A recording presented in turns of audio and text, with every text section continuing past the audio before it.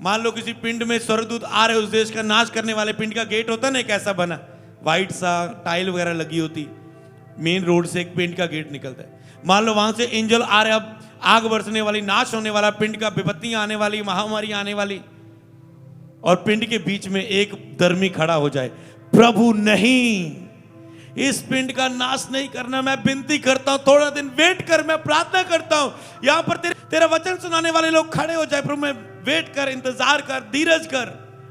प्रभु कहता है मुझे कोई नहीं मिला जो उस पिंड के नाके में खड़ा होके, गेट के पास खड़ा होके उन लोगों के लिए विनती कर सके, कोई धर्मी नहीं, कोई नहीं मिला ऐसा। तो आज भी परमेश्वर प्रार्थना योद्धा को, मध्यस्थता की प्रार्थना, दूसरों के लिए विनती करने वाले लोगों को ढूंढ रहा है। तो अगर आपके अंदर ऐसा हृदय, लोगों के लिए बहुत बोझ रखते हैं, तो चर्च में आपकी जरूरत है। घर में आप प्रार्थना कर रहे हैं, घर में भी आपको मौका दिया जाएगा, चर्च में भी आके प्रेयर करो, उसमें ज्वाइन करो, ताकि जो आपको और अधिक बताया जाए, आपकी प्रेयर को और सही तरीके से करना सिखाया जा सके, आपको इसके विषय में टीचिंग भी दी जा सके, विषय भी दी सके, और स्पिरिट में होके और आत्मा में होके विषयों को छूना सिखाया जा सके। जैसे शाऊल नबियों के दल में गया, वो भी भविष्यवाणी करने लगा। तो आप तो बोझ और तरस के साथ प्रार्थना करने वाले, पर चर्च में आके प्रेयर करेंगे, आप परफेक्टिकली प्रेयर करेंगे, प्रभु आपको नाम देगा, चेहरे देगा, विषय देगा, आपका गिफ्ट और चमक जाएगा। क्योंकि आप नबियों के दल में, एक प्रार्थना करने वाले योद्धों के दल में जब मिलकर प्रार्थना करेंगे, आपका गिफ्ट और चमक जाएगा। जैसे ये लोग प्रार्थना करेंगे, प्रार्थना योद्धा में आएंगे, आप देखेंगे उनकी लाइफ ग्रेट होगी यीशु के नाम। वो ग्रेट को देखेंगे, वो महानता को देखेंगे, वो ऊंचाइयों को देखेंगे, बुलंदियों को देखेंगे, क्योंकि प्रार्थना करने वाले प्रभु के करीब रहते हैं और वो प्रभु से कुछ भी मांगते हैं। जो दूसरों के लिए प्रार्थना करते हैं, प्रभु उनकी लाइफ में देता है। प्रभु कहता है तो कुछ भी मांगेगा मैं दूंगा। ये देखना, ये प्रार्थना योद्धा लोग आम नहीं होंगे, ये ग्रेट को देखेंगे अपनी लाइफ में, अपने बच्चों को, अपने फैमिलियों में, अपने जीवनों में।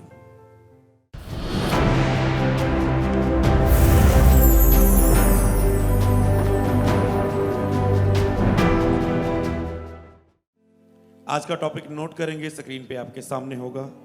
परमेश्वर आज भी दूसरों के लिए विनती करने वाले लोगों को ढूंढ रहा है। हालेलुया। इस मैसेज को आप सुनोगे कि परमेश्वर आज भी दूसरों के लिए विनती करने वाले लोगों को ढूंढ रहा है। आप जानते हैं कि आप एक आत्मिक युद्ध सीरीज में चल रहे थे, जिसमें कलीसिया को रोका गया इस बात के लिए कि कलीसिया, प्रार्थना योद्धा कलीसिया में खड़े हों। हालेलुया। प्रार्थना करने वाले लोग, प्रार्थना योद्धा, दूसरों के लिए विनती करने वाले लोग खड़े हों। और जैसे ही दूसरों के लिए विनती की जाती है और लोग खड़े होते हैं, तो उनके लिए वो युद्ध आसान हो जाता है। हालेलुया। पढ़ेंगे वचन को, तो परमेश्वर आज भी दूसरों के लिए विनती करने वाले लोगों को ढूंढ रहा है। पढ़ेंगे पहला वचन, यशायाह की किताब, उसका 59 अध्याय, उसकी 16 आयत। उसने देखा कि कोई भी पुरुष नहीं, इससे उसने अचंभा किया। कोई पुरुष नहीं, इसलिए उसने अचंभा किया। कौन सी लाइन? ध्यान से पढ़ना। कोई विनती करने वाला नहीं, तब उसने अपने ही भुजबल से उनका उद्धार किया। कोई विनती करने वाला नहीं, तब उसने अपने ही भुजबल से उनका उद्धार किया, और अपने धर्मी होने के कारण वो संभल गया। ये पुराने नियम का वचन पढ़ते हैं, तब वो संभल गया। उसने अपनी योजना बदल ली, उसने अपनी दया दिखाई, अपनी भलाई दिखाई, पर वो देखा उसने कि कोई विनती करने वाला नहीं है। इस लाइन को अगर हम पूरा रुक के पढ़ें, तो इसका मतलब प्रभु के, हम जब इस वचन को पढ़ रहे हैं, प्रभु के हृदय को जानने की कोशिश करें। जैसे मैंने कहा था कि लास्ट प्रीच में, कि जो लोग प्रार्थना करने वाले लोग हैं, वो परमेश्वर के बहुत करीबी हैं, बहुत करीब रहने वाले लोग हैं। और अगर परमेश्वर ने किसी को मसा करना है, सामर्थ के साथ अभिषेक करना है, उपयोग करना है अपने कार्यों के लिए, तो परमेश्वर जो प्रार्थना, दूसरों के लिए विनती करने के लिए हमेशा परमेश्वर के साथ रहते हैं, तो परमेश्वर दृष्टि उन लोगों की ओर करता है कि ये हमेशा मेरे सामने दूसरों के लिए विनती लेके आता है। ये 2-2 घंटे अपने लिए नहीं, दूसरों के लिए विनती करता है। इसको दूसरों की परवाह है, इसको दूसरों की चिंता है, इसके अंदर दूसरों के लिए तरस है, बोझ है।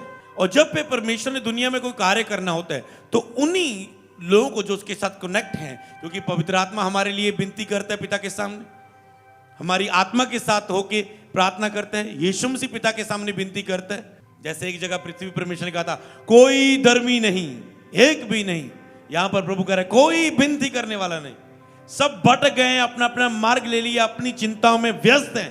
कोई दूसरों के लिए प्रार्थना करने वाला नहीं। आज सारे लोग अपनी जीवन की चिंताओं में व्यस्त है, इसलिए प्रार्थना नहीं कर पाते। क्यों? किसी को अपनी कर्जे की पड़ी है, किसी को अपने बच्चे की फीस की पड़ी है, किसी को घर की रेंट की पड़ी है, किसी को अपनी चर्च की जरूरतों की पड़ी है, किसी को चर्च का ये जमीन की पड़ी है, किसी को टेंट की पड़ी है, किसी को साउंड की पड़ी है। उनको ये नहीं पता प्रार्थना किसने करनी फिर।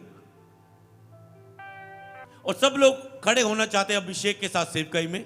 तो उसका सीक्रेट ये है कि अगर एक व्यक्ति जो सामर्थ और अभिषेक के साथ यूज होना चाहता है, सीधा कह सकते हैं, अगर एक व्यक्ति ले हैंड करना चाहता है पर गुप्त में लोगों के लिए प्रार्थना करने वाला नहीं, प्रभु कभी भी उसे ले हैंड करने के लिए खड़ा नहीं करेगा दुनिया में।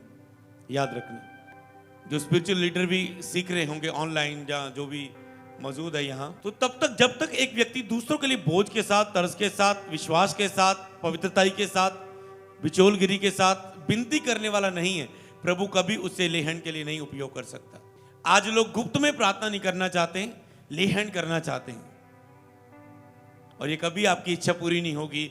जो लोग कभी सेवा में दूसरों के लिए खड़े होना चाहते हैं, जब तक कोई भी व्यक्ति परमेश्वर के सामने उस स्थान पर नहीं पहुंच जाता, जैसे बाइबल में दूसरों के लिए प्रार्थना कहां कहां की गई, नवे नेम में, पुराने नेम में, अगर हम उसे सबको पढ़े कि किस किस के लिए मध्यस्थता की, उन कैसी कैसी प्रार्थनाएं और कैसे कैसे लफ्जों के साथ हुई, किस किसने की, प्रेरितों की कलीसिया में हुई, ग्रंथिया में हुई, पुराने नेम में हुई, नए नेम में हुई, यीशु मसीह के द्वारा हुई, दासों भविष्यवक्ताओं के द्वारा हुई, नबियों के द्वारा हुई।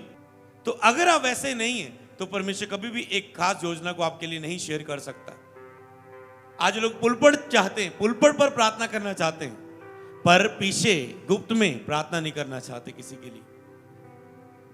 और जब अधिक से अधिक लोग इसके लिए अपने आप को समर्पित करेंगे, आज भी लोग जुड़े होंगे क्योंकि बार बार प्रभु का आत्मा आपको इसी के लिए हिला रहा है, तो परमेश्वर देखते हैं कि कोई विनती करने वाला नहीं है। जब ऐसे लोग, उन्हीं में से परमेश्वर फिर आने वाले समय में उठाता है। एक समय चर्च में टेंट लगाने के लिए टीम होती थी, जो टेंट लगाने आती थी, उन्हीं में से उनको मौका दिया गया, ओके आपको शाम को रोज चर्च में तुम रहते हो, ओके रोज रात को प्रार्थना करनी इकट्ठे होके। तो उन्होंने इकट्ठे होके प्रार्थना करनी शुरू की, आधा आधा घंटा, एक एक घंटा भी लिया 24 घंटे की प्रेयर में, झुंड में प्रार्थना करनी शुरू की। धीरे धीरे उनमें से प्रार्थना योद्धा प्रगट हो गए, क्योंकि तुम पहले लोगों ने सीखी, फिर उनमें से प्रार्थना योद्धा प्रगट हो गए। कौन कौन प्रार्थना कर सकता है शर्माए बिना सबके बीच में, कि अब इसके साथ मिलकर प्रार्थना करते, अब इसके साथ, ओके अब इसके साथ। तो उन्हीं में से प्रार्थना करने वाले लोग इकट्ठे हो गए। तो अब उन्हें जैसे जैसे वो उस काम में बढ़ते रहे, तो एक टाइम आया उन्हें, जब वो प्रार्थना योद्धा में खड़े हुए, एक टाइम आया कि उन्हें कॉल सेंटर में दूसरों के लिए प्रार्थना करने के लिए अभिषेक कर दिया गया। अब वो टेंटिंग में नहीं रहे, वर्क में नहीं रहे, स्पिरिचुअल वर्क में आए गए, स्पिरिचुअल लीडर बन गए। हर एक व्यक्ति यहीं से उठता है, छोटी सेवा से बड़ी सेवा में उठता है। तो फिर वो उस काम में आ गए। और जब कॉल सेंटर में वो पास निकले, कॉल सेंटर में प्रार्थना करते हैं, बिना कंप्लेंट, बिना वफादारी, ईमानदारी के साथ करते गए। फिर उन्हें हाउस प्रेयर के काम दिए गए, मैरिज पढ़ना, लोगों के घरों में जाके प्रार्थना करना, कोई भी उनकी घर में हाउस मीटिंग है वहां पर भेजे जाएंगे। तो कहां से सेवा शुरू होती है? जब आप एक प्रार्थना करते हैं, किसी भी कार्यों से निकल के आपको प्रार्थना योद्धा में आते हैं, परमेश्वर आपको आगे से आगे फिर बढ़ाता जाता है। तो इसलिए किनको परमेश्वर अभिषेक करता है, किनको प्रभु बड़ी सेवकाई के लिए चुनता है, जो दूसरों के लिए प्रार्थना करने वाले व्यक्ति है। तो अब तो उसने देखा कि कोई पुरुष नहीं, इससे अचंबा किया कि कोई विनती करने वाला नहीं। यहां पर प्रभु का हृदय पता चल रहा है, कोई विनती करने वाला नहीं। सोचो, आकाश उसका सिंहासन, पृथ्वी पांव की चौकी है। ओके, वो देख रहे हैं, वो कहता है कोई विनती करने वाला नहीं, कोई विनती करने वाला नहीं। इसका मतलब परमेश्वर को दुनिया में किसी व्यक्ति के लिए, दूसरों के लिए विनती करने वाला व्यक्ति चाहिए, ताकि जो दूसरों के जीवन में परमेश्वर काम कर सके, दूसरे देशों को बचा सके, नगरों को बचा सके, जिनका नाश होने वाला, जिनका पाप बढ़ चुका है, उनको जाकर उनका पाप बताने वाला खड़ा हो सके। अगर कोई जाके उनको नबी बन के नहीं जा सकता, तो प्रार्थना तो कर सकता है, प्रभु नबियों को भेज। तो ऐसे आने वाली मीटिंग्स में प्रेयर करूंगा जो केवल प्रार्थना योद्धा के लिए सरमन होगा, क्योंकि जो उसमें आएंगे तो उन्हीं के लिए वो काम का है, बाकी तो सुनते रहेंगे उसे। तो उनमें बताऊंगा कैसे कैसे प्रार्थनाएं की गई, कौन कौन सी प्रार्थनाएं करनी चाहिए। एक मध्यस्थता उनको सिखाई जाएगी प्रार्थना, और वो अभिषेक होंगे मध्यस्थता की प्रार्थना करने वाले व्यक्ति के रूप में। वो नॉर्मल व्यक्ति नहीं होंगे, वो परमेश्वर के खास करीब संदेश प्राप्त करने वाले। और उन्हीं प्रार्थना योद्धा में से निकलते हैं भविष्यवक्ता। भविष्यवक्ता कहां से निकलते हैं? ले हैंड करने वाले कहां से निकलते हैं? प्रार्थना योद्धा में, जो दूसरों के लिए प्रार्थना कर सकते हैं, विनती कर सकते हैं, बोझ रखते हैं, तरस रखते हैं, उन्हीं में से परमेश्वर फिर चुनता है। तो प्रार्थना योद्धा के द्वारा यह भी प्रार्थना की जाती है, प्रभु अपने भविष्यवक्ता को, नबी को भेज, खुदावन खड़ा कर। तो परमेश्वर चुनता है लोगों को और फिर भेजता है अपनी आवाज बनाकर जहां का पाप बढ़ चुका है, कि अगर तो वो पाप के लिए सुनेंगे वचन, मन फिरा लेंगे, तो प्रभु उनका नाश नहीं करेगा। समझ पा रहे हैं? क्योंकि प्रभु सब पापी की नहीं सुनता, पापी से बात नहीं करता। यदि को धर्मी हो तो परमेश्वर उसकी सुनता है। तो जब एक प्रार्थना करने वाला प्रार्थना करता है तो परमेश्वर एक धर्मी को खड़ा करता है और फिर उन पापियों के बीच में भेजता है। जब पापी उस धर्मी की बात सुन के मन फिरा लेते हैं तो प्रभु उनको उनका नाश करना नहीं पड़ता। ये है प्रभु की योजना दुनिया में। पर पृथ्वी पर सबको बचाना चाहता है, आपके पड़ोसी, आपके नगर, आपके मोहल्ले, आपके शहर, आपके डिस्ट्रिक्ट, आपके देश के लोगों को प्रभु बचाना चाहता है। पर कब? जब उस देश में लोग प्रार्थना करने वाले अधिक से अधिक लोग खड़े होंगे, अधिक से अधिक। कहता है कोई विनती करने वाला नहीं, कोई विनती करने वाला नहीं। हमने देखा कि जब हमने विनती की, प्रभु से भटकी हुई भेड़ें पीछे हटी, बैकस्लाइड लोग, तो लोग वो चर्च में आने लगे। क्या एक विनती करनी थी उनके लिए? प्रभु हम आत्मा में उन्हें टच करते हैं और वो चर्च में आने लगे। फिलौर में परमेश्वर ने वचन दिया, कम बैक, वापस आ जाओ। आवाज थी पूरी हृदय में। बहुत लोग सेव हुए उसमें, मुझे पता है, बहुत ऑनलाइन सेव हुए। खुदा लोग कमेंट कर रहे, खुदा ने हमसे इस वचन की तरफ बात की, मैं वापस आने का फैसला करता हूं। लोग मैसेज जब वो डला यूट्यूब, बहुतों तक वो पहुंचेगा मैसेज। फिर प्रभु आवाज देता है। हमने प्रार्थना की, उससे पहले हमने पूरा एक हफ्ता चर्च में प्रार्थना की और फ्लोर के लिए प्रभु ने दिया सीधे एक ही आवाज, कम बैक। इन लोगों को बोल वापस आ जाओ। कोई सेवकाई कर रहा था, पीछे हट गया, उसे बोल वापस आ जा, फिर खड़ा हो। किसी का विरोध हुआ, रुक गया, प्रभु कहता है वापस आ जा अपने कार्य में। बैकस्लाइड हो गया, प्रभु कहता है वापस आ जा अपने कार्य में। अपनी चर्च छोड़ दी, जहां बपतिस्मा लिया, जहां प्रभु की बुलाहट थी, उसके ऊपर कॉलिंग थी, चाहे वो बपतिस्मा नहीं लिया, चाहे वो मेंबर बना था वहां, प्रभु कहता है वापस आ जा। तो इसीलिए परमेश्वर की फिर आवाज आती है लोगों के लिए जब आप प्रार्थना करते हैं। फिर प्रभु आवाज देता है, अपनी इच्छा को जाहिर करता है। कहता है कोई विनती करने वाला नहीं, कोई विनती करने वाला नहीं। सभी अपनी जीवन की चिंताओं में स्वस्थ हो चुके, सुन्न हो चुके। ऐसा वचन भी लिखे, वो भी आपको दे दूंगा बाद में।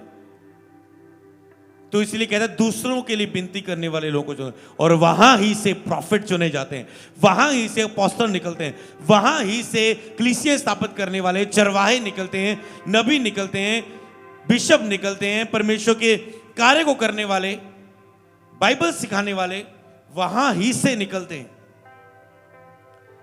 तो ऑनलाइन क्या आप अपने आप को तैयार कर रहे हैं और चर्च में मध्यस्थता की प्रार्थना में दूसरों के लिए विनती करने वाले एक बड़ी भीड़ बनने के लिए? मेरा लक्ष्य है 500 लोग इसमें इकट्ठा करना, 500 लोगों को एक साथ लेके प्रार्थना करना 2024 में।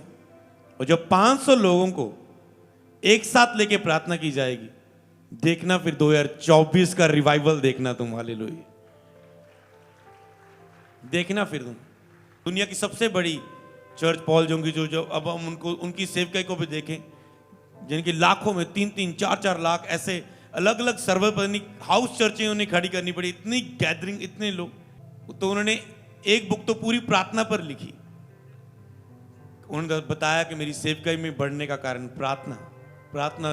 लोग खड़े किए, झुंड खड़े किए, घरों घरों में प्रार्थना शुरू कर दी गई। और जैसे घरों घरों में झुंड शुरू कर दी गई, चर्च सारी प्रार्थना कर रही है। चर्च में विश्वासी कम, प्रेयर प्रार्थना योद्धा ज्यादा हो रहे हैं। बिलीवर्स चेले और प्रार्थना योद्धा के रूप में बदलते जा रहे हैं। और जब सब प्रार्थना योद्धा बनते जा रहे हैं, लाखों में लाखों प्रार्थना योद्धा है, हजारों प्रार्थना योद्धा, घरों में झुंड प्रार्थना योद्धा है, तो फिर वो प्रेयर करते जा रहे हैं, प्रभु ये लोग बचाए जाए, ये हमारे देश के लोग बचाए जाए। इतना विरोध, इतना कष्ट, इतना स्ताप, इतना विरोध, पर लोग बचते जा रहे हैं। क्यों? घर सेव होते जा रहे। आज लोग कह रहे हैं विरोध के इलाके में सेवा बढ़ानी बहुत मुश्किल है। हिडन में तुम प्रार्थना करो, तुम बाद में पता चलेगा ये कहां लाखों आ गए। लोग बोलेंगे अब काम हाथ से निकल गया, अब नहीं हम इन्हें रोक सकते। क्यों? ये है प्रार्थना की ताकत। ऐसे देश बदलते हैं। तो उन्होंने प्रार्थना की, झुंडों ने। शत्रु छोड़े, शैतान छोड़े, अविश्वास का आत्मा जाए, साल्वेशन से दूर करने वाली स्पिरिट जाए, उनके विश्वास के खिलाफ आत्माएं जाए। प्रेयर करते रहे, टच करते रहे और लोग सेव होते रहे। प्रभु सुसमाचार को उनके पास भेजता रहा।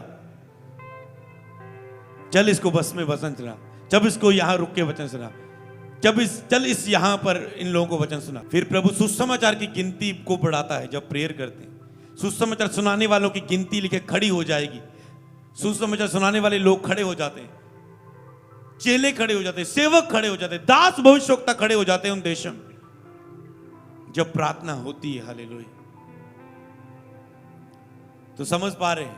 मेरा बिलीव है स्पिरिचुअल सन और पास्टर भी चीज को फॉलो करेंगे कि प्रेयर प्रेयर प्रेयर, प्रार्थना के लिए लोगों को तैयार करना। ओके, तो विनती करने वाला कोई नहीं मिला, तब उसने अपने ही भुजबल से उनका उद्धार किया और अपने धर्मी होने के कारण वह संभल गया।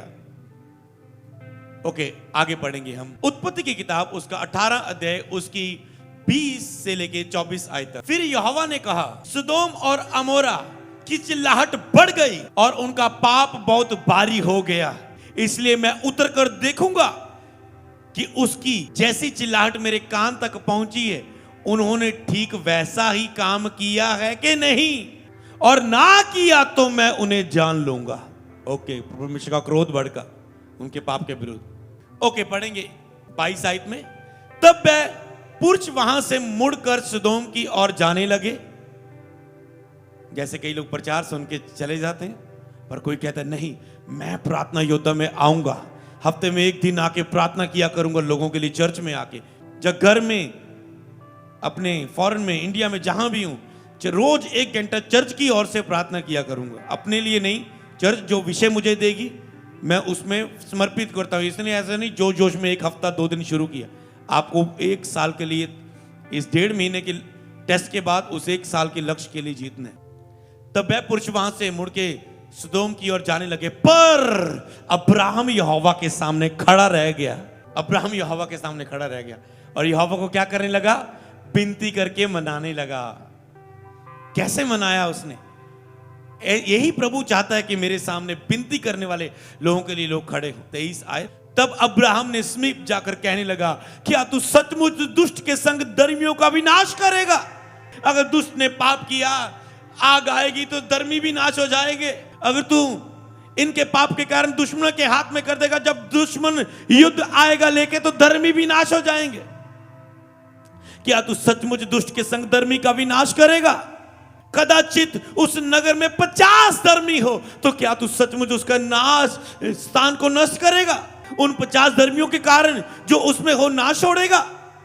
उत्पत्ति की 18 की 26 से 29 तक। अब यहोवा ने कहा, यदि मुझे सदोम में 50 धर्मी मिले, इस कारण उस सारे स्थान को मैं छोड़ दूंगा। 50 धर्मी मिल जाए, चल कर जाके प्रचार, चल बता जाके उनको, 50 भी धर्मी मिल जाए, मैं छोड़ दूंगा।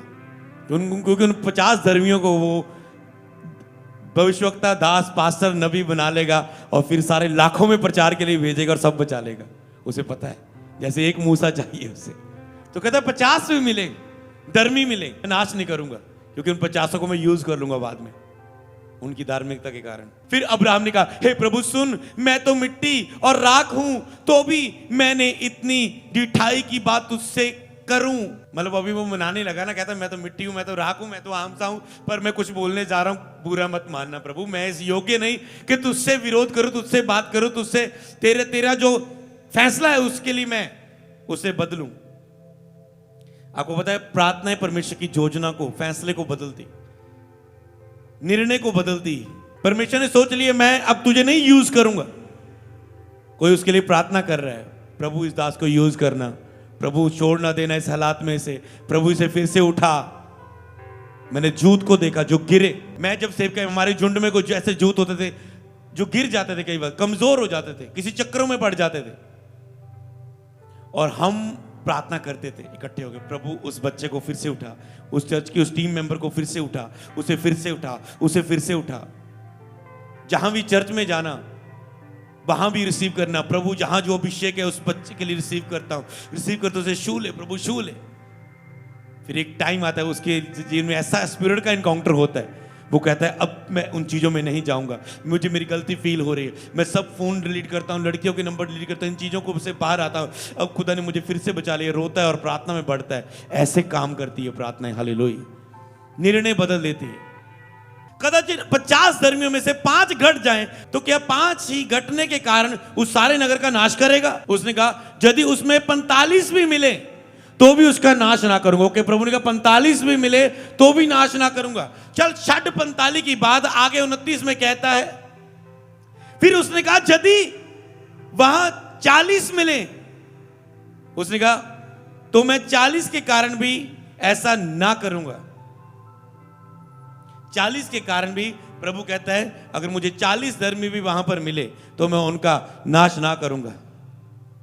फिर अब्राहम कहने वाला, प्रभु अगर 30 मिल जाएं, प्रभु अगर 20 मिल जाएं, क्योंकि उसको पता है अरे 50 धर्मी, 30 मिल जाए, 20 मिल जाए। ओके, आगे पढ़ेंगे उत्पत्ति अब 18 की 32 और 33 में। फिर उसने कहा, हे प्रभु क्रोध ना कर, मैं ही एक बार और कहूंगा, एक बार प्रभु एक बार और कहूंगा, 30 20, जब कि उनमें 10 मिले, उसने कहा मैं 10 के कारण भी उनका नाश ना करूंगा। 33 में लिखा है, तब यहोवा अब्राहम से बातें कर चुका, तब चला गया और अब्राहम अपने घर लौट गया, पूरा मना के आया प्रभु को। प्रभु 10 भी मिले, प्रभु कहता ओके ठीक है प्रभु, लास्ट बार तो मैं नाश ना करूंगा। ऐसे होते हैं प्रार्थना योद्धे। मैं आपको स्पेशल टीचिंग दूंगा जब प्रार्थना योद्धा चर्च में बुलाऊंगा। ऐसे बात करते हैं ये खुदा से, ऐसे मनाते हैं ये खुदा को, किसी कार्य के लिए, किसी देश के लिए, किसी विषय के लिए, किसी व्यक्ति के लिए, किसी अगुवे के लिए, किसी कलीसिया के लिए, खोई हुई भेड़ों के लिए, प्रभु से दूर व्यक्तियों के लिए ऐसे प्रार्थना करते हैं। ये गिफ्ट होता है कई लोगों के पास मध्यस्थ के। मैंने कई बहनें देखी, वो इतना प्रार्थना करती है ऑफिस में, प्रभु जी पास्टर जी मेरे नगर मेरे पिंड के लोग बचाए जाए, मुझे बड़ा दर्द आता है, क्या वो नरक में ना चला जाए, ऐसा क्या वो बचाए जाए, मेरे रिश्तेदार बचाए जाए, प्रेयर करना। मैं वहां पर शादी में जा रही हूँ पास्टर जी, प्रेयर करना कि मैं वहां पर अपने रिश्तेदारों को वचन सुना पाऊं, कहीं वो नरक ना जाए। सबके पास ये हृदय इतना नहीं होता है, सबको अपने हित की चिंता पड़ी। ये स्पेशल लोग होते हैं। अगर आप ऐसे हैं तो आपको और चर्च की प्रार्थना योद्धा ज्वाइन करना है, ताकि जो आपके गिफ्ट में आपको और चमकाना बताया जा सके। जल्दी मेंटरशिप मीटिंग में अनाउंस करूंगा, तो आपके उसमें आपको सिखाया जाता है आपके गिफ्ट, आपके दानों वरदानों में और बढ़ना, चमकाना, उससे क्या कर सकते हो तुम, अगले लेवल के लिए क्या कर सकते हो, आगे क्या करना है। एक पॉइंट तो मैं आपको दे चुका हूं। उस मेंटरशिप में आने से पहले प्रार्थना योद्धा खड़े कर दो चर्च में, अधिक से अधिक। ये गिफ्ट है उन लोगों में जिन लोगों के अंदर तरस आता ना, ये लोग बचाए जाए। मैंने देखा कुछ लोग बहुत सुसमाचार सुनाते हैं, कहीं भी जाओ सुसमाचार, घर में जाओ सुसमाचार, इधर जाओ सुसमाचार, काम पे जाओ सुसमाचार। मतलब सुसमाचार के बिना उनसे ऐसा लगता है नहीं सुनाया तो खाना नहीं मिला लगता है, ऐसा उनके लिए। इसका मतलब रूहों का बहुत बोझ है आपके अंदर। आपको प्रेयर प्रार्थना योद्धा ज्वाइन करना है, क्योंकि आपके अंदर बोझ है। वही बोझ आप प्रार्थना में उनके लिए लेके जाओगे, प्रभु और काम करेगा, तेरे जैसे और सुसमाचार प्रचारकों को खड़ा करेगा। ऑनलाइन क्या आप सुन रहे हैं? अपने आप को तैयार करो इस कार्य के लिए। अब्राहम ने कहा प्रभु 10 भी मिल जाए, बातें कर गया और अब वो घर लौट गया। प्रभु कहता ओके 10 भी धर्मी मिल जाए, नाश ना करूंगा। ऐसे ही है, परमेश्वर को कहता है कोई विनती करने वाला नहीं, कोई उस पिंड के नाके में खड़े होने वाला नहीं है। सेवकाइयों को ढूंढ रहा है प्रार्थना करने वाली। आज सेवकाइयों में प्रार्थना कम होती जा रही और जोर ज्यादा लग रहा है, तो परमेश्वर ढूंढ रहा है सेवकाइयों में से प्रार्थना योद्धे। कह सकते हो परमेश्वर कह रहा है मुझे अपनी सेवकाई में से प्रार्थना योद्धे निकाल के दो, ऐसे कह रहा है। मुझे तेरी सेवकाई में और से अधिक, तेरे काम नहीं, तेरे बीज नहीं, तेरे कार्य नहीं, तेरा ये नहीं वो नहीं, पहले मुझे तुम चाहिए, तुम्हारी प्रार्थना चाहिए, तुम्हारी मुझसे मध्यस्थता वाला जीवन चाहिए। लूका की किताब उसका 21 अध्याय 34 से 36 आयत तक। इसलिए सावधान रहो, ऐसा ना हो कि तुम्हारा मन खुमार मत वालेपन और इस जीवन की चिंताओं में सुस्त हो जाए और वह तुम पर फंदे के समान अचानक आ पड़े। कहता है ऐसा ना हो तुम्हारा मन कुमार जैसा, मतवालेपन जैसा, और जीवन की चिंताओं में सुस्त हो जाए। तेरा मन जीवन की चिंताओं में सुस्त ना हो जाए। कहता है तेरा मन जीवन की चिंताओं में सुस्त ना हो जाए। आज लोगों के मन जीवन की चिंताओं में सुस्त हो चुके हैं और प्रार्थना के लिए वो खड़े नहीं होते। क्यों? क्योंकि अपनी जीवन की चिंताओं में, सेवकाई की चिंताओं में, अपनी लाइफ की चिंताओं में, अपने स्टैंड, अपना सपने सजाने की चिंताओं में सुस्त हो चुके हैं। कहते हैं ऐसा ना तुम्हारा जीवन चिंताओं में सुस्त हो जाए और वह दिन तुम पर फंदे के समान आ पड़े। तुम अंत के दिनों में कठिन समय आएंगे। वो कठिन समय तुझ पर फंदे के समान ना पड़े। जय यीशु मसीह आ जाए और तुम तैयार ना पाए जाओ, जीवन की चिंताओं में स्वस्थ हो जाओ और तुम उस दौड़ में पीछे रह जाओ, द्वार बंद हो जाए और बाद में तुम कहोगे मेरे लिए द्वार खोल दे। कहता है अब नहीं। जैसे 5 समझदार थी, 5 मूर्ख थी। समझदारों ने एक्स्ट्रा ऑयल लिया, आत्मा से परिपूर्ण होती गई बार बार, पर मूर्खों ने अपने साथ ऑयल नहीं लिया, अपने आप को आत्मा से परिपूर्ण नहीं किया। संसार की चिंताओं में डूब के महीने निकाल दिए, हफ्ते निकाल दिए, साल निकाल दिए, 2 साल निकाल दिए, बैकस्लाइड हो गए, बैक मसीह हो के भी अन्य जातियों के काम करने लगे हो और भूल बैठे हो सब कुछ। जीवन की चिंताओं में स्वस्थ होके सुन्न हो जाते लोग, सुस्त हो जाते हैं। इसलिए प्रभु कहता है अब जो अपनी जीवन की चिंताओं में बैठा है वो कभी प्रार्थना योद्धा नहीं बन सकता। प्रार्थना योद्धा वो है जो अपनी चिंताओं को साइड करके, अपनी बातों को साइड पे करके परमेश्वर का बोझ, परमेश्वर का तर्क, परमेश्वर का हृदय लेकर प्रार्थना में जाता है। हालेलुया। पढ़ेंगे क्योंकि वह सारी पृथ्वी के सब रहने वालों पर इसी प्रकार आ पड़ेगा। यस, इसलिए जागते रहो और हर समय प्रार्थना करते रहो कि तुम इन आने वाली घटनाओं से बचने और मनुष्य के पुत्र के सामने खड़े होने के योग्य बनो। इसलिए जागते रहो, प्रार्थना करते रहो, ताकि जो आने वाली घटनाओं से एक तो तुम बचे रहो, एक तो मनुष्य के पुत्र यीशु मसीह के सामने खड़े रहने वाले बनो, निर्दोष ठहरो। इसलिए प्रार्थना में कहता है लगे रहो, आने वाली घटनाओं से तुम बच सको। ये तो आपको बचाते कि आप प्रार्थना करते, कहते तुम प्रार्थना में लगे रहो ताकि जो जीवन की चिंता में स्वस्थ ना हो जाओ, आने वाली घटनाओं से बच सको, प्रभु के सामने खड़े रहने वाले बन सको। इसलिए प्रार्थना में लगे रहो। और जब एक व्यक्ति प्रार्थना में लगा रहता है, चाहे वो अपने जीवन में सुख के लिए प्रार्थना में बैठता है, धीरे धीरे जब वो उसमें बैठा रहे, धीरे धीरे वो उसके अंदर खुदा दूसरों का बोझ शेयर करना शुरू करता है। जब तक एक व्यक्ति 1 हफ्ता, 2 हफ्ता, महीना प्रभु के साथ अपनी प्रार्थना, अपनी जीवन की चिंता, अपनी शांति, अपनी आत्मा को सामर्थ्य करके परिपूर्ण नहीं हो जाता, तब तक प्रभु उसे मध्यस्थता की प्रार्थना के लिए उससे बात नहीं करता, दूसरों के लिए विनती उसकी नहीं सुनता। जब वो व्यक्ति धीरे धीरे अपनी इस जीवन की, उसको पता है मैं सुस्त हो रहा हूं, मैं प्रार्थना के बिना मेरा जीवन सुस्त हो रहा है, मेरा जीवन बेकार हो रहा है, अचानक से घटनाएं, परेशानियां, शैतान उन पर अटैक करता है, प्रार्थना रहे तो लोगों पर अटैक करता है। कहता है अगर ये ना मुड़ेंगे तो शत्रु इन्हें तंग करेगा, तो शत्रु ने तंग कर, तो शैतान तंग करता है। जब वो लोग यहोवा के करीब नहीं आते तो शत्रु उन्हें तंग करना शुरू करता है। कहते तुम स्वस्थ ना हो जाओ, तेरे ऊपर फंदे के समान ना आ पड़े, इसलिए प्रार्थना करते रहो। जब एक व्यक्ति अपने आप के बचाव के लिए पहले तो प्रार्थना करता है, जब धीरे धीरे इस लाइन से जब बाहर आ जाता है, उसकी अपनी चिंताएं साइड पे हो जाती है, दूसरों के लिए बोझ उसके अंदर आना शुरू होता है, वो एक मध्यस्थता की प्रार्थना करने वाला प्रार्थना योद्धा बन जाता है। धीरे धीरे जब वो 1 महीना निकालता है, 15 दिन निकालता है, उसमें बना रहता अपनी प्रार्थना में, ये नहीं हफ्ता की, फिर वहीं आगे, फिर 3 दिन की, फिर 2 हफ्ते की, नहीं। जब वो एक व्यक्ति बना रहता है, प्रभु अपना दूसरों के लिए प्रार्थना के लिए उसे उबारना शुरू करता है। इसलिए बाहर आ जाओ अपनी जीवन की उन चिंताओं से, धीरे धीरे प्रार्थना में बढ़ो और ताकि जो प्रभु आपको एक प्रार्थना योद्धा के रूप में उपयोग कर सके दूसरों के लिए। कोई विनती करने वाला नहीं, आप कह सके प्रभु मैं हूं यहां, मुझे भेज, मुझे उपयोग कर विनती करने के लिए। यस, इफिसियों की किताब 3 की 14 से 16 तक, मैं इस कारण उस पिता के सामने घुटने टेकता हूं जिसने स्वर्ग और पृथ्वी और हर घराने का नाम रखा जाता है, वह अपनी महिमा के धन के अनुसार तुम्हें यह दान दे। ओके, यहां पर प्रार्थना की जा रही है कलीसियाओं के लिए, लोगों के लिए, एक व्यक्ति के द्वारा। मैं प्रेरितों के काम की कुछ प्रार्थनाएं पढ़ रहा हूं यहां पर, कहते हैं अपनी महिमा के धन के अनुसार परमेश्वर तुम्हें यह दान दे, ये प्रार्थना हो रही है कि तुम उसके आत्मा से भीतरी मनुष्य में सामर्थ पाके बलवंत होते जाओ। तो ये ऐसे प्रार्थना कर रहे हैं, प्रभु जो यहां पर है मैं इनके लिए प्रार्थना करता हूं कि ये पिता इनको ये दान दे प्रभु, ये आत्मा में अपनी भीतरी मनुष्य में सामर्थ पाके बलवंत होते जाए, इनकी आत्मा सामर्थी होती जाए, इनकी आत्मा बलवान होती जाए। जैसे यीशु मसीह दिन को लिखा है वो सेवा करता था, उसका टाइम टेबल था, दिन को वो उपदेश देता था, तड़के उठ के लोग उसकी सुनने आते थे, दिन को वो उपदेश देता था, रात को वो पहाड़ पर जाता था प्रार्थना करने के लिए,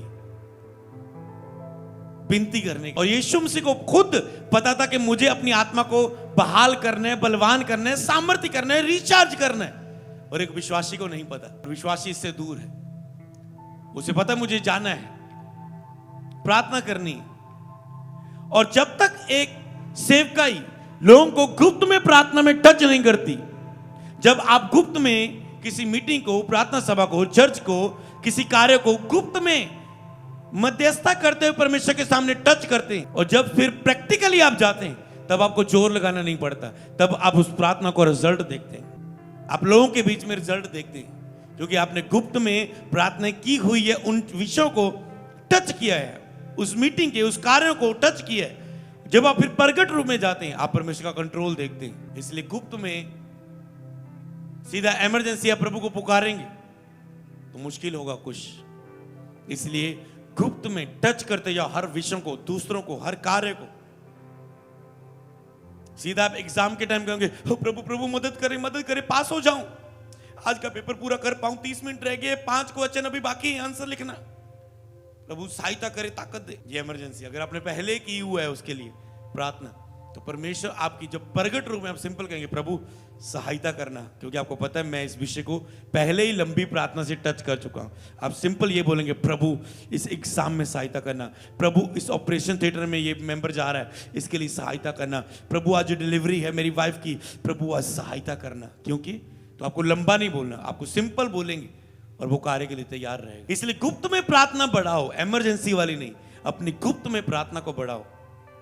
धन के अनुसार तुम्हें ये दान देके आत्मा में भीतरी मनुष्य कहता है सामर्थ बलवंत। ये प्रार्थना की जा रही किसी के लिए कि ये लोग बलवंत हो, ये हमारी कलीसिया बलवंत हो। प्रभु मैं कलीसिया के लिए प्रार्थना करता हूँ हमारी कलीसिया के लोग बलवंत हो, आत्मा में सामर्थ्य हो, विश्वास में बलवंत हो, आत्मा से भरपूर हो जाए अपने घरों में, ताकि जो शत्रु ने तंग ना कर पाए। ये कलीसिया प्रार्थना योद्धा बन जाए, फल लेके आए पिता। ये क्या है? प्रार्थना। कलीसिया के जो लोगों के लिए सामर्थ पाके बलवंत होते जाओ, प्रार्थना की जा रही है। प्रेरितों के काम 14 से लेकर 17 तक। तो ये दूसरों के लिए ये होती गुप्त में प्रार्थना ही चीज। अब प्रगट रूप में भी एक व्यक्ति के द्वारा दूसरों के लिए प्रार्थना की जाती है। जब प्रेरितों ने जो यरूशलेम में थे सुना कि सामरिया ने यहोवा का वचन मान लिया है, तो पतरस और यूहन्ना को उनके पास भेजा। जब पता चला सामरिया ने उनका वचन, परमेश्वर का वचन मान लिया है, आप लोगों ने, बहुत सारे लोगों ने परमेश्वर का वचन मान लिया होता है, प्रार्थना योद्धा में आने के लिए अपने आप को समर्पित कर दिया होता है, आपने यीशु को और विश्वास कर लिया होता है, चर्च आना शुरू कर दिया, अब आपने प्रभु भोज ले रहे हैं, आप परिवार में, फैमिली में, चर्च में शामिल होकर चल रहे हैं। जब वहां देखा गया कि परमेश्वर का वचन उन्होंने मान लिया है, पतरस यूहन्ना को उनके पास भेजा गया। क्या करने के लिए? विनती करने के लिए, प्रार्थना कर लिए। तब उन्होंने जाकर उनके लिए प्रार्थना की, तब उन्होंने जाके उनके लिए प्रार्थना की कि वे पवित्र आत्मा पाएं, और प्रार्थना करें कि प्रभु आज ये लोग जिन्होंने तेरा वचन मान लिया, प्रभु आज हम इनके घर में जाके इनके लिए प्रार्थना करते कि आज ये पवित्र आत्मा पाएं, आज ये पवित्र आत्मा पाएं, आज ये पवित्र आत्मा पाएं। तब उन्होंने आत्मा उन्हें उबारा, क्योंकि वह अब तक उनमें से किसी पर ना उतरा था, क्योंकि उन्होंने ना तो केवल प्रभु यीशु के नाम में बपतिस्मा लिया था, अब तक उन पे ऊपर आत्मा नहीं उतरा था। इसलिए प्रार्थना की उनके लिए कि ये पवित्र आत्मा से भरे। कलीसिया के लिए प्रार्थना की जाती प्रेयर झुंड में कि कलीसिया के लोग पवित्र आत्मा में बपतिस्मा पाएं, प्रभु ये आत्मा में बपतिस्मा पाएं, तेरा आत्मा उन पर उतरे। गुप्त में उन चीजों को टच किया जाए, फिर प्रगट रूप में उन चीजों को देखा जाए। तब उन्होंने जब कह रहे प्रभु ये पवित्र आत्मा पाए, ऐसे विनती कर रहे, आत्मा ने उबारा, तब उन्होंने जाके उन पर हाथ रखे और उन्होंने पवित्र आत्मा पाया। हालेलुया। तो उन्होंने पवित्र आत्मा पाया। कि आप चाहते हैं कि आप दूसरों के लिए प्रार्थना करने वाले बने, आप जीवन की चिंताओं से बाहर आके खुदा के लिए खड़े हो जाएं,